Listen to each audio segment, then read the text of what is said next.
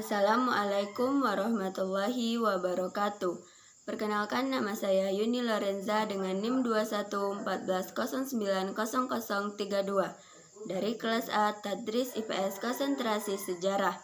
Di sini saya akan menjelaskan materi mengenai Rasmul Quran, dan video ini saya buat sebagai pemenuhan tugas dari mata kuliah Quran Hadis. Baiklah, langsung saja akan saya jelaskan. Bismillahirrahmanirrahim. Rasmul Quran. Pengertian Rasmul Quran. Rasmul Quran memiliki arti atau makna kata yang banyak, di antaranya menggambarkan, melukiskan, meninggalkan, gambar, lukisan, sesuatu yang resmi, surat menyurat, peraturan, undang-undang, dan sesuatu yang resmi dan formal. Bisa kita ambil kesimpulan bahwasanya pengertian Rasmul Quran adalah segala sesuatu yang ditulis oleh para sahabat, yaitu lafaz-lafaz dari Al-Quran yang disesuaikan dengan penulisan Rasam Utsmani, di mana penulisan ini sedikit ada penyalahan dalam bahasa Arab. Poin selanjutnya, penulisan dengan Rasam Utsmani. Yang pertama dari Imam Malik, yaitu beliau mengatakan bahwasanya penulisan Rasam Utsmani tidak diperbolehkan merubah lafaz-lafaz Al-Quran dan harus sesuai dengan penulisan Rasam Utsmani sendiri, kecuali untuk pembelajaran atau belajar anak di sekolah. Kemudian menurut Al-Dani, yaitu ia mengatakan bahwasanya semua ilmuwan mulai dari Imam Malik sampai kepada masa dia mengatakan bahwasanya mengambil dan meyakini kesepakatan yang sama. Selanjutnya, poin mengenai karakteristik Rasam Utsmani. Yang pertama yaitu penulisan atau ciri-ciri Rasam Utsmani. Yang pertama, adanya pengurangan alif dan pengurangan waw. Pada Rasam Utsmani 2 adanya penambahan waw dan ya. Di Rasam Utsmani ketiga adanya penggantian huruf, yaitu penggantian alif menjadi waw. Sedangkan pada Utsmani keempat adanya penggabungan antara dua lafaz-lafaz lazim yang berpisah atau sebaliknya. Contohnya an dan ian.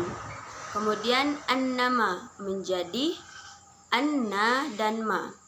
Poin selanjutnya yaitu mengenai penyempurnaan rasam Al-Quran ini. Yang pertama yaitu dari Imam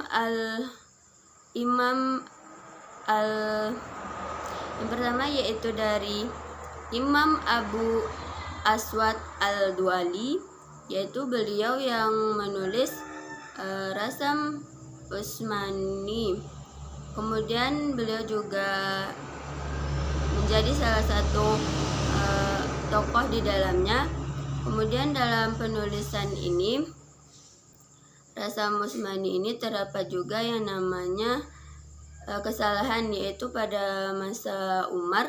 Maka dari itu, di mana terjadinya kesalahan dalam mengajar seorang badui. Maka dari itu Umar meminta kepada Al-Abu Aswad Al-Duali untuk menuliskan risalah tentang tata bahasa Arab. Kemudian kesempurnaan dari Rasam Utsmani ini adanya setelah dibuatkan oleh Abu Aswad Al-Duali ini, maka bisa dilihat di mana saja kesalahan yang terdapat. Kemudian di dalam penyempurnaannya Al-Quran terdapat 340.740 karakter. Kemudian ada dari 1/7-nya terdapat satu karakter dan bagian-bagian lainnya. Kemudian di dalam penulisan menggunakan komputer, bahwasanya pada itu tanda tidak diberi garis atas dan tidak digaris bawahi. Kemudian selanjutnya yaitu pembuatan juz.